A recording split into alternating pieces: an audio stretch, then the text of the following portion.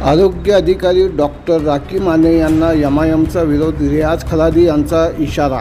प्रतिनियुक्तीवर doctor नको तर योग्य शिक्षण असलेल्या डॉक्टरांची नियुक्ती करा. एखादा महामारी आली तर कसे करणार, असा प्रश्न एमआयएम गटनेता रियाज खलादी यांनी उपस्थित केले आहे. या संदर्भात अधिक बोलताना MD24 न्यूजशी बोलताना रियाज खलादी म्हणाले की डॉक्टर राखी माने यांची आरोग्य अधिकारी म्हणून जे प्रतिनियुक्ती केलेली आहे त्यांचा आमचा विरोध आहे. त्यांची प्रतिनियुक्तीला आमचा विरोध आहे. कारण तो MBBS ENT आहेत. ENT म्हणजे कान नाक घसा तज्ञ. आणि हे जे पोस्ट आहे आरोग्य अधिकारीची ते MBBS DPH किंवा MPH PSM अशी डिग्री पाहिजे. हे डिग्री त्यांच्याकडे नाही आहे. त्यांच्याकडे जे डिग्री आहे ते क्लिनिकमध्ये बसून OPD मध्ये बसून पेशंटांना तपासणी करू शकते. आणि आरोग्य अधिकारी हे मोठी पोस्ट आहे. हे प्रशासनामध्ये काम करणारे प्रशासन अधिकारी असतात.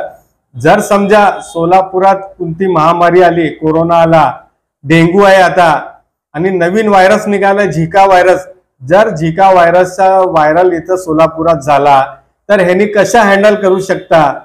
आणि ह्यांना हँडल करण्यासाठी जे पोस्ट लागते तो पोस्ट त्यांच्याकडे नाही आहे. प्रतिनियुक्ती म्हणून यांना नियुक्ती करण्यात आलेली आहे, त्याचा आम्ही विरोध करतो. ह्यांना जे लागणारी जे क्वालिफिकेशन आहे तो क्वालिफिकेशनच्या व्यक्ती तिथं बसावे, नाहीतर आम्ही आमच्या MIM पक्षाकडून आंदोलन करू. आणि हे जे सोलापूरकरांच्या आरोग्याच्या जीवाशी खेळणीचं काम जे चालू आहे ते त्वरित थांबावे आणि यांना प्रशासनाकडे परत पाठवावे. जर समजा इथं आता डेंग्यू आहे, डेंग्यूचे पेशंट आहेत, यांनी कसं काम करणार, कसं हँडल करणार. मोठा व्हायरस आला तर कसं हँडल करणार.